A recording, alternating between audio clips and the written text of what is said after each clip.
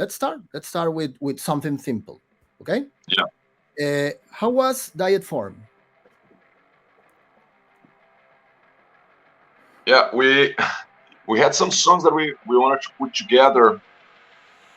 One of them that I was doing was in the Hall of the Hanging Serpents, and I contacted Michał here in Poland because I work for a company here, and we started chatting about recording some songs together and see what happens. And the result for this song when he recorded drums was really cool. I think he had some groove there. Michał wanted to record everything with some cool microphones that were endorsed by called the C Electronics, and then we got quite hyped with this endorsement to get some cool sounds from the microphones. Once we've got that, we decided that we needed to get like a bass player that could honor the song, because the song was pretty awesome. And then David's name came to the table. Martin, a friend of mine, suggested me from Destruction. And then we contacted Opus from Dead by Wednesday from the US. He put me in touch with David. I sent him David the tracks, and then he said, "Oh, this sounds fun. Let's see, let me work on the track and send you back." Once he sent it back, we liked the mix a lot, and then we started calling each other. And I hit him up to make some more songs. He said yes, and here we are. There is something that strikes me: the variety of the songs on the album. Did you always want to make such a varied album? I'll let David take this one. It's I agree. It's a very varied album, and I think it defies genre. I think we kind of, by nature, people throw us into death metal and thrash just because that's what our past was. And there is some of that on here, but I think, it's not death metal, it's dieth metal. I think we've really created a sound within a genre that you can't really put your finger on it. Because how do you go from Mark of Cain to Walk With Me Forever successfully within an album, right? It's about the transitions. And I'll say this about the album. The album wrote itself. The first song we worked on was in the Hall of the Hanging Serpents, and that's the one we put out last year with the video that we did here in Gdansk, Poland. And that was the first look of what people saw and heard from the band. And from there, the songs Guilherme was sending over, and then I started sending ideas over to him. And the collaboration was really easy. It was fun. And every time we sent something back and forth to each other, we'd get excited, and it's like what you would want a band to be, right? Because why do you get in a band to make it a job, right? The whole reason of having a band is that you don't have to fucking go to work, as hard of work as it is to be in a band. But, the transition of the songs, we record, the way that the track listing is on the album is almost exactly in the order that we wrote them. So it's kind of funny that the story that you hear on the album, and it is a story, that story wrote itself chapter by chapter, song by song, almost the way you hear it exactly on the album. And I think there's kind of divine beauty in that, and the meeting of each other, the songs coming to each other, and everyone involved in this has sort of gravitated toward itself. It's not like we've been out pounding the pavement, calling and trying to make this shit happen. It's sort of like it was naturally brought into its existence on kind of the universe timing, if you will. Now that the album is out and you have already had reviews and several interviews, is there anything you think should be changed, or are you satisfied with what you have achieved with this album? You mean like music-wise? Yes. The whole concept, yeah. Oh man, it's I have a serious problem with saying that I love my job, because I'm very critic with it, and I with these years, and stuff, I developed a passion that is my job, that is my hobby, that I really like to produce songs. I like to go into the minimum details on them, and then I found two guys that they're my soulmates. Because Michał, he gets to a point that He's so much into the details that you have to. Sometimes I have to digest his comments because I'm like, man, I can't hear what's the tempo he's talking about. What's wrong here? And then he says, no, man, you know, that little picking on that secondary is wrong. And I, man, with distortion, you know, you don't hear that, but Michal hears. So, yeah. So with this album, I would say that I'm 100% happy because we went into the minimum details, and the songs are what they really are. You know, it's not that I would like to have a different guitar sound or another bass tone, or that I would like the drums to sound, you know, like this or like that. I think the way they are, it's perfect for these songs, you know. So I think we played for the music, and this is the most important thing. Then I'm quite happy, man. I'm quite happy with the album. I wouldn't change anything, and I'm happy with the artwork too. You know, like even if you check on the apps, it sticks out. You know, it's something that's mature, it's professional, it's metal. So I'm quite happy about it. How would you define the lyrics of this album? Gee, I'll let you take that. Yeah, well, and the lyrics for this album, I think like they are pretty much they come from points of view in life, from things that happens with you that are really difficult to overcome. And then it's when you think that you're down in that mud and you're like, you know, in the hamster wheel, you know, you kind of running and don't get out of that bad place. And then these lyrics on this album, they're about this kind of moment that you have, that you can't get out of this hamster wheel, you know, can't get out of the mud and stuff. So we approached this in a philosophical way of looking at life, and you know, putting all these internal feelings out. It's a very personal album with very personal lyrics, and we're pointing out the behavior processes and problems that we can face in relationships, in life in general, you know. So, you know, dealing with death, coping with people dying, and you know, the relation that you develop with this, that it's very there's a lot of conflict there, right? This feeling of failure when something super bad happens and there's nothing you can do about it, you know. So the album deals with a lot of heavy shit, but in a positive way. I think, like trying to climb the mountain and get out of the mud, you know. Good. Was the approach to composing different? After all, you had been in your two best known bands for a long time. Yeah, well, what differs is that I don't know, man. We're collaborating to each other a lot, you know. So this is really good. I think that this is something that in this band, I think everybody's putting their inputs in a really positive way, and everybody's accepting the other's input, you know, even when it's a negative one, you know.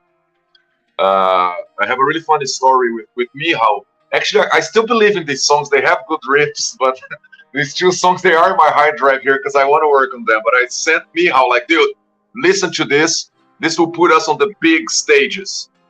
And then, man, 10 minutes later, he came with an answer like, dude, these songs are going to put us far from big stages. I hate it.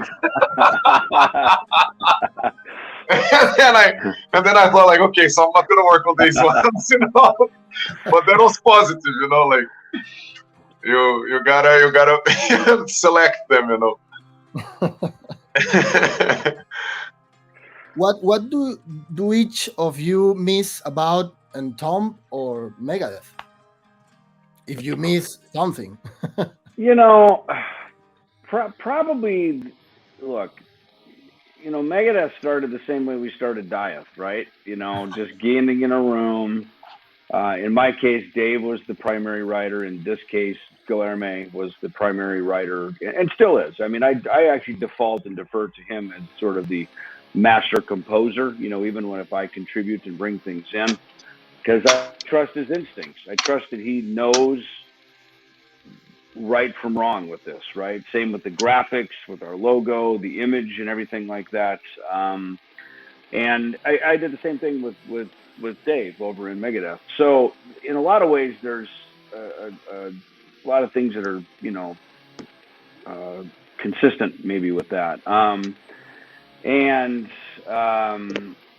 you know, in the beginning, we were very poor and we had no money and we were broke. And, you know, it took till the 90s to find a countdown to extinction before we finally had some money. Same with DIETH. Now, look, we're adults, we're grown-ups, we have our own money, so we're not poor and broke and eating musician soup together. But, you know, we, as a group, you know, all bands start the same. And they start here, you know, and, you know, until you can prove that you can handle this, you don't get this. Right? You have to earn that. So, you know, Guilherme and I are cut from the same cloth, that every day we wake up and go, what can we do today to improve our band? Right? What 1 or 2 or 10 things. You know what I miss about Megadeth was the 90s, when we would do all of our interviews in a hotel room. when the record company would send everyone to Gdansk, and me and Guilherme would have to go down and drink coffee and eat shitty cookies all day and do interviews. That's what I miss in person. So, yeah, no, that's no effect of anybody other than just now we use technology that fucks up all the time.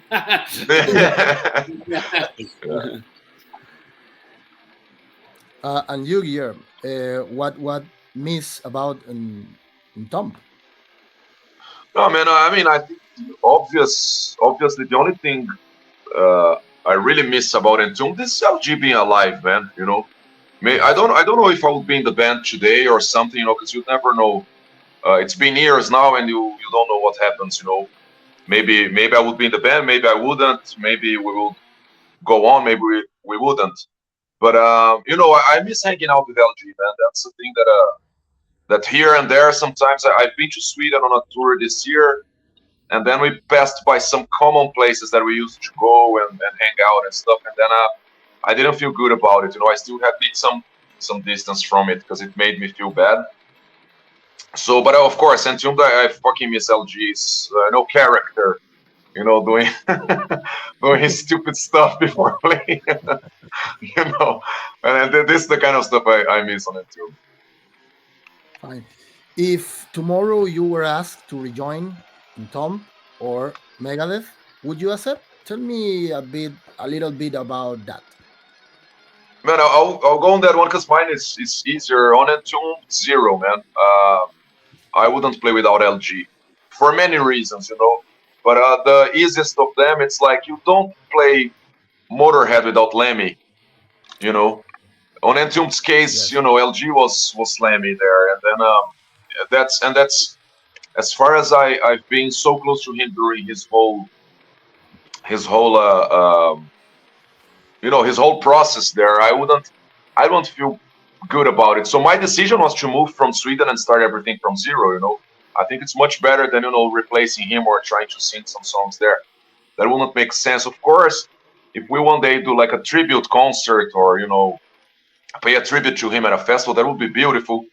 But to go on with Entombed without LG, I wouldn't go. If the other guys would like to go, I don't judge anybody. I think, you know, people are free to do what they want. And I like the guys, but I wouldn't. It's a matter for me, I don't know, to respect his memory, his honor, you know. It's he finished his cycle, and then now we have to move on to something new. He did his part here, you know. And you, David?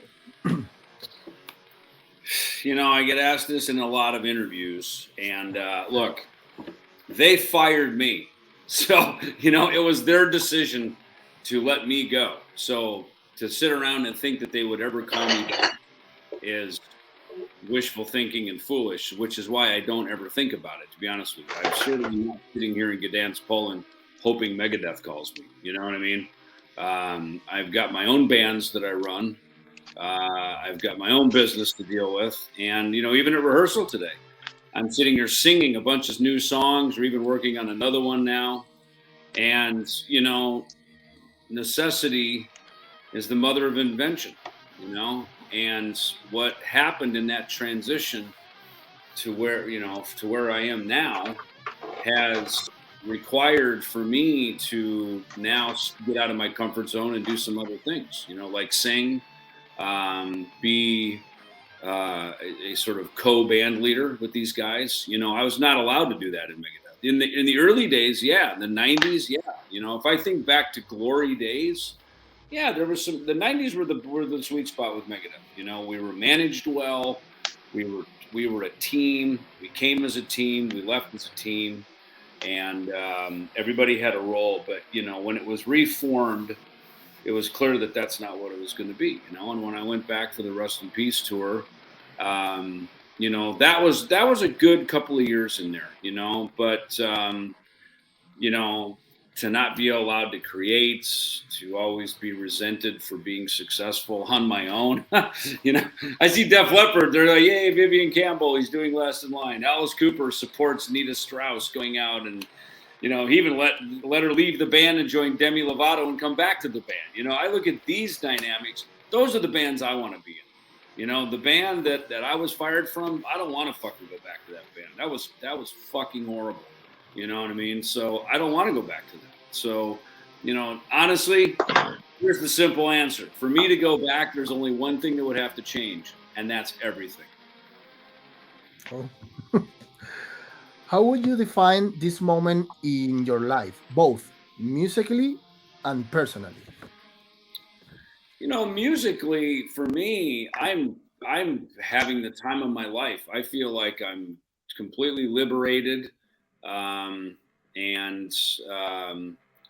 you know, you know, again, people go, "Oh, you're in so many bands." I'm not really. You know what I mean? These things all they came at a moment in my life. I participated with them. We put the records out. The next one comes in. The next one comes in. You know, when we launched DIETH last summer in July, I had 2 other people screaming at me, "What did you do? Oh my God, we've got other records coming out." I said, "Well, you know, we like it. We think it's pretty fucking cool. We wanted the world to hear it, you know?"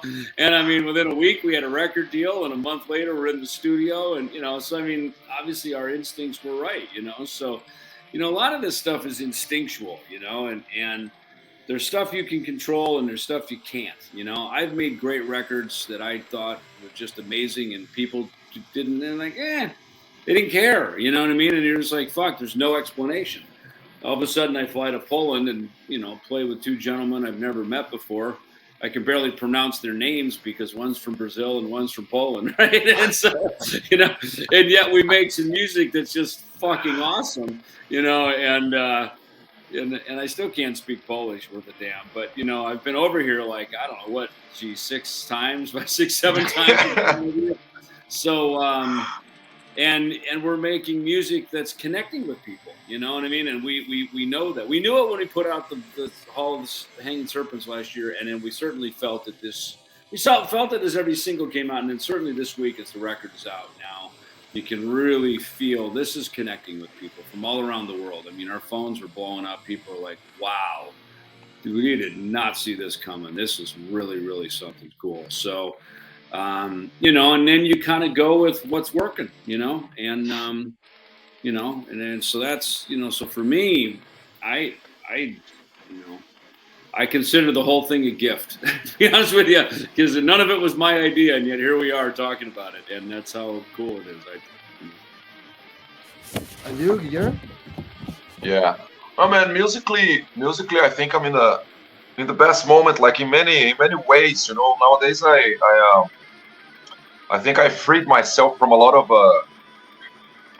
these thoughts from music and musicians. You know, like especially guitarists, man. You know, like these thoughts about notes and gear, and you're always worried about everything. I think I got rid of all this. You know, man. Nowadays I like, if I plug a cable and a distorted amp, I love it.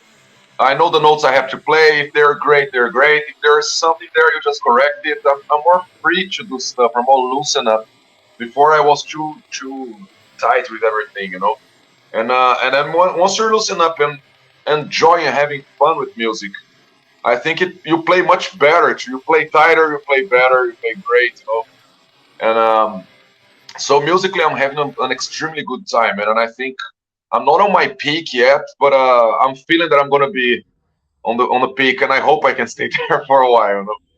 And personally, it's the same, man. I think that musically, man, you end up putting there what you are, you know, like spiritually, like what you are in your life.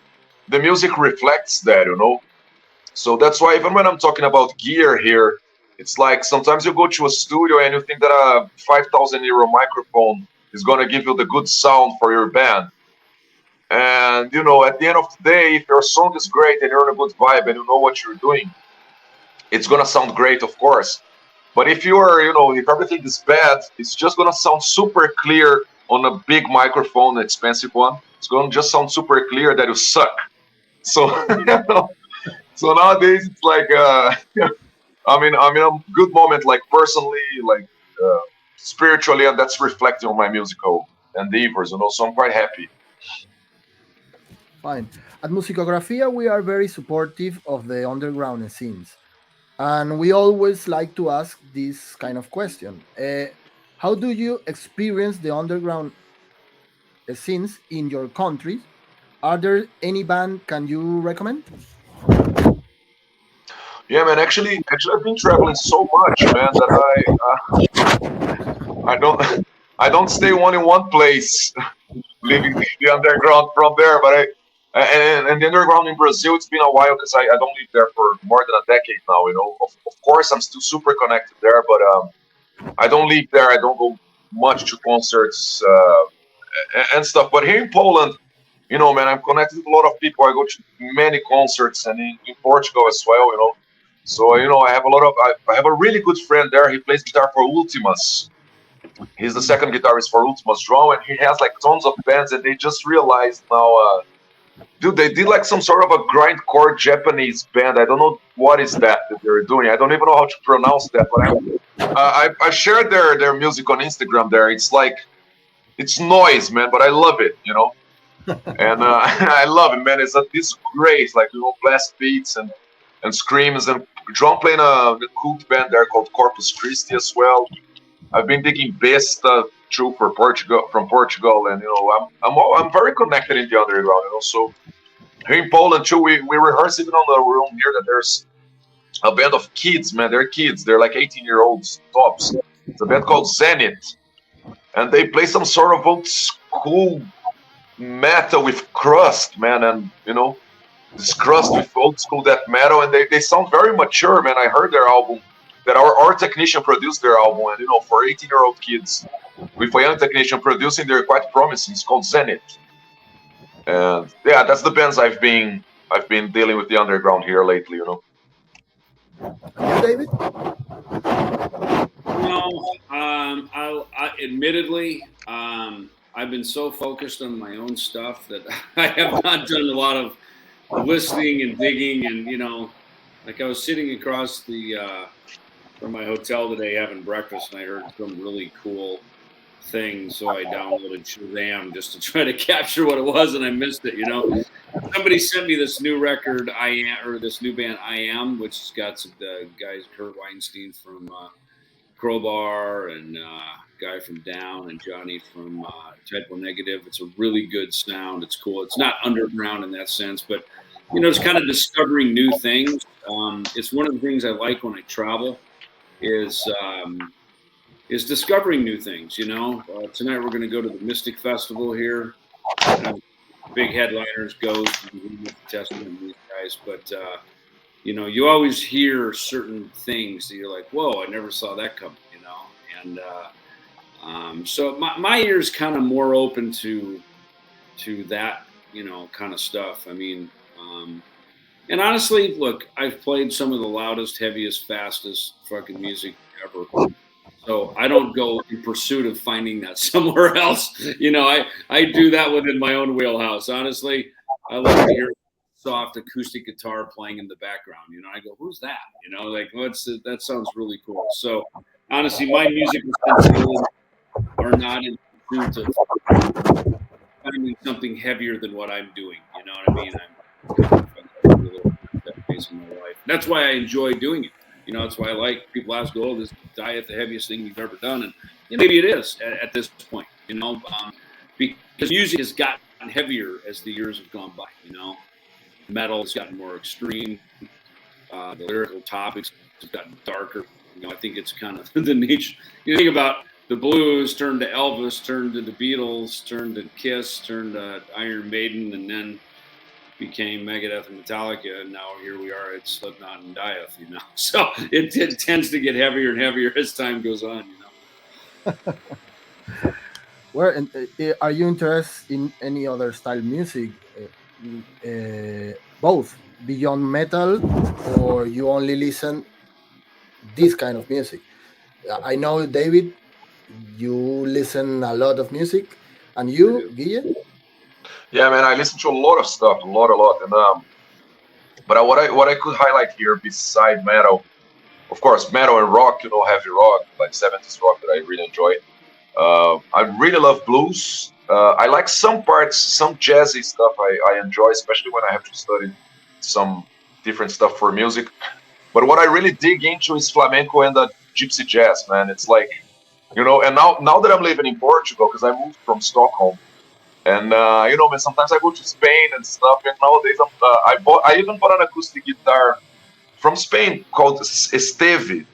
It's a brand from Spain that they do nylon string guitars for flamenco and stuff. And dude, the guitar is delicious to play. And I'm planning, to turn off my fucking phone for a week so I can live life. And grabbing my guitar, and I want to go to Sevilla, Jerez de la Frontera, and sit there and play with the guys on the, in Loca, It's gonna be super cool, So I'm very passionate about flamenco and stuff. I've been to Algeciras, where Paco de Lucia is from. So that's my thing beside metal, That's my other passion. So I really wanna get my acoustic guitar, go to Jerez de la Frontera, sit on the square there where the old guys are there, just rolling their cigarettes and singing and dancing. And I want to sit there and just play with them, like incognito. And you, David, something, another kind of music? It's funny. My son just went to go see Al Di Meola a couple of nights ago in Scottsdale at home, and that's a concert I wish I could have seen. I'm a big Al Di Meola fan. I mean, especially music, and he doesn't even play electric anymore, I guess because of his tinnitus. So he plays only acoustic, and he's one of the greats. And it's funny, Al. There's a lot of Al's influence in my bass playing, the very tight staccato picking and all that. I got that from Al. Long before there was speed metal and all this stuff, I was already picking and playing the bass according to how Al played guitar. I just loved it. I thought it was very cool. So, I mean, look, there's something for sure. And it's funny. I too love '70s rock. That's what I grew up on. A station on like Sirius XM, and it's everything from Jerry Rafferty to Jay Ferguson and all this stuff. And part of the reason I like it is because it just takes me back to being a kid. When music was still, the whole experience was innocent. You still got stars in your eyes, and it's like it's a dream. And so it's like when I travel, I listen to Kiss Destroyer. I was like my first Kiss song. I just listen to it to just kind of get back that feeling of like, what did it feel like when I heard these records and I still wanted to go do the impossible, go be a rock star, before it actually became a reality. So I oftentimes look for music that brings out sometimes those feelings, those feelings that like music and our community and everything is bigger than me, because I find comfort in that myself. And I have a piano at home, so I sit and I play piano a lot. And I'm not super awesome. I wish I could just sit down. I mean, Elton John's still my favorite piano player, and I love Billy Joel. I just watched a really great documentary on the plane a month or so ago. I love the Billy Joel documentaries because he's a great player. He's obviously an amazing songwriter. I love on the insight of how he writes. And probably the only other kind of music, I don't like country music. Like I'm not a fan of it, but I grew up with it because I was growing up on a farm. That's all it was around was country and Western music, as they called it back then. And one thing I love about Nashville songs is I love their lyrics. As a lyric writer, they tell a very big story with so few words. And I admire that. And that's probably more just me as a professional, going, God, how did they say that so cleverly with those words, And oftentimes it's not just one person writing it. It's a consortium of 2 or 3 people in a room writing together. And I love that kind of collaboration. I've always been a collaborator. I write a lot of stuff on my own, but I like bringing it in the room and together we're better. We make it better as a team. Nice. Suppose that a teenager asks you for advice on how to get started in this music with a band. What advice would you give them, and what would you warn them about? Well, if you want to make money in music, go to law school, because be a lawyer, right? Yeah. So if you're not concerned about money and you're just talking music, that's a whole different set of advice. And for me, um, I suggest to people, look, you're gonna have your love, right? For me, it was Kiss, 70s rock, right? That's my love, right? And then it became hard rock and metal. That was what I found was really that's my thing, right?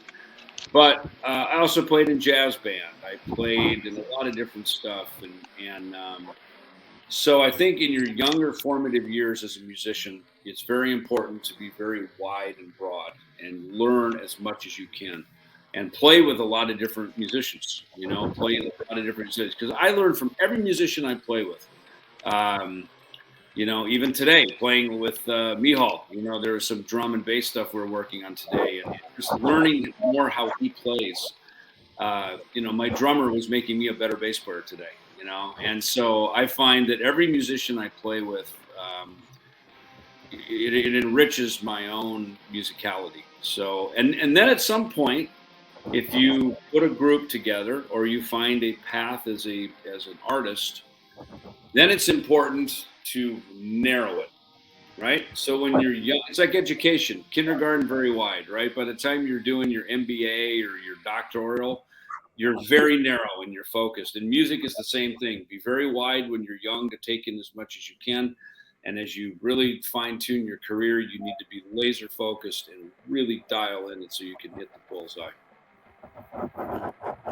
Nice. What would you ask for the future of your band? Where would you like to go with Diet?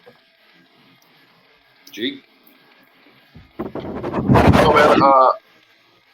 Sorry for this noise.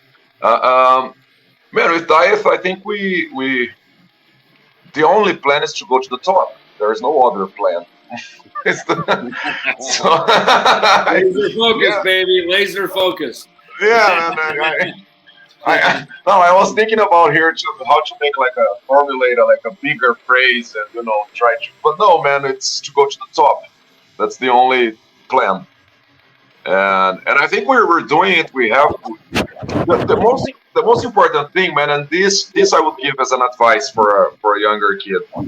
It's like set up a goal, man. If your goal is to go local hero, great, man. Then you're gonna get there. Everybody in your town is gonna know you. You're gonna play bars, places. Sometimes you're gonna pack it here and there, and great, your local success. Why not? If you wanna aim for national success or international success, then it's a whole other game. But I would say like grab a goal, stick to it, and go for it. And the goal on Dieth is this: go to the top. And we know we want to get there. We are finding the way here to build a strategy with logistics and stuff because there's a lot of things. It's just too much things going on while you're running a band, man. Because we were just in studio rehearsing. Now we're having interviews. There's a manager booking flights, and there's a festival contacting us, and somebody's doing our stands to bring on stage to put side drops, and we can't do this everybody at the same time. So we gotta build up the strategy, But besides these logistics things, we know what to do. We know where we want to go, and we'll be there soon. We are watched by many people from here, Spain and Latin America, and I'm sure they are wondering if you are coming or touring in any of these places. You have plans for touring in this place? Yeah, we do. Actually, we've been receiving a lot of offers from this part of the world, and so far the feedback we're having from Latin America, man, has been like amazing. Yesterday we did a series of interviews to countries there, in the whole South Cone there, like Argentina, Chile, Brazil, Colombia. We've done one from Mexico, and people are digging in our music. They're commenting on social media. They're coming after us. They're mailing us asking, who who books you, and so on. So I think as far as we get like a solid plan that we can connect the dots and create like a logical route, I'm quite sure we're going to be there. I hope next year, you know. And here in Spain? Man, in Spain for sure. Actually, we received an offer to go to Spain now on summer, but I don't know if this went through or if the guy wanted us to go later on in autumn. But we already received an offer for Spain, so I think Spain is pretty much like on the way to happen. Nice. Guys, this is all. Say goodbye as you wish. First of all, thank you for the interview. Appreciate it. Thanks for your interest in DIETH. We look forward to seeing you soon at the top. Yeah. Entonces, muchas gracias por la entrevista. Acá es Guilherme del DIETH y nos vemos pronto en España. ¡Vamos! Estamos con toda la pereza. Suscríbete por aquí, que lo tienes ahí. Lo estoy dejando a huevo, más fácil imposible. Y aquí tienes más vídeos que sé yo que te van a interesar porque te interesa el metal extremo. Así que dale caña.